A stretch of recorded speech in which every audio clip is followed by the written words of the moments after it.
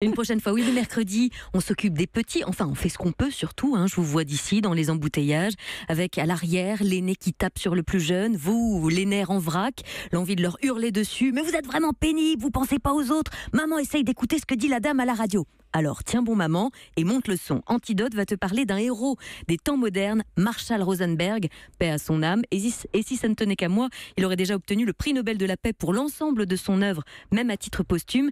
C'est à cet Américain décédé en 2015, docteur en psychologie, que l'on doit notamment la communication non violente, la CNV. Une communication réellement respectueuse de soi et de l'autre, mais surtout, une communication qui ne laisse aucune trace de main sur la joue ou sur la fesse. Parce qu'on le rappelle, une nouvelle étude américaine publiée aujourd'hui dans la revue Child Abuse and Neglect pointe à nouveau du doigt que les fessées, les claques reçues dans l'enfance favorisent à l'âge adulte le risque de symptômes de dépression, de problèmes avec l'alcool ou d'usage de substances.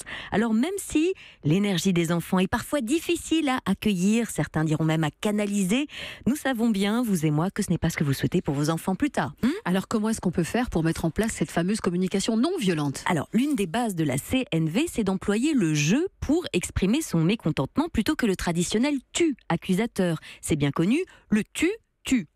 Petit moyen mnémotechnique pour s'en souvenir. Parce qu'en utilisant le je vais pouvoir exprimer mes ressentis respectueusement et me montrer responsable de mes émotions, plutôt que de les projeter sur plus petit que moi.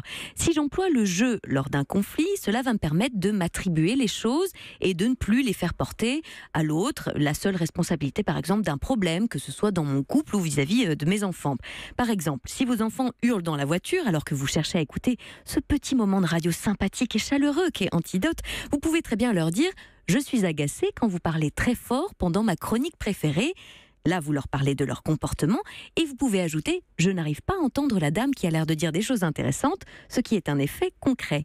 Oui, vous pouvez exprimer vos besoins, vos sentiments en tant que parent et essayer dans la mesure du possible de mesurer les conséquences des actions autrement que par des punitions ou des récompenses. On peut donc commencer par dire que le comportement de notre enfant ne nous convient pas. Ce n'est pas agréable pour moi quand tu tapes dans le siège auto alors que je conduis. Je t'aime, j'ai envie de t'aider, mais cette manière de te rouler par terre quand tu n'arrives pas à faire ta structure en Lego ne me convient franchement pas. On peut ensuite poursuivre en exposant les conséquences des actes de l'enfant sans faire une punition, sans d'entrée de jeu, tout barricadé, tout fermé.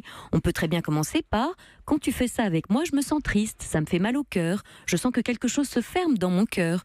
Du coup, je n'ai pas très envie de jouer avec toi, je n'éprouve plus de joie à te lire une histoire. » Ou on peut très bien commencer par « Je t'aime, j'aime être avec toi, j'aime prendre soin de toi, mais quand je remarque que tu te moques de moi, que tu fais des grimaces, la conséquence, c'est que je n'ai plus envie de ça, que j'éprouve moins de joie à tes côtés. » Voilà, si vous voulez aller plus loin dans la communication non violente, tout ce qu'a écrit Marshall Rosenberg est à dévorer, notamment Élever nos enfants avec bienveillance, paru aux éditions Jouvence, de quoi remettre un peu de douceur et d'harmonie au cœur de vos liens familiaux.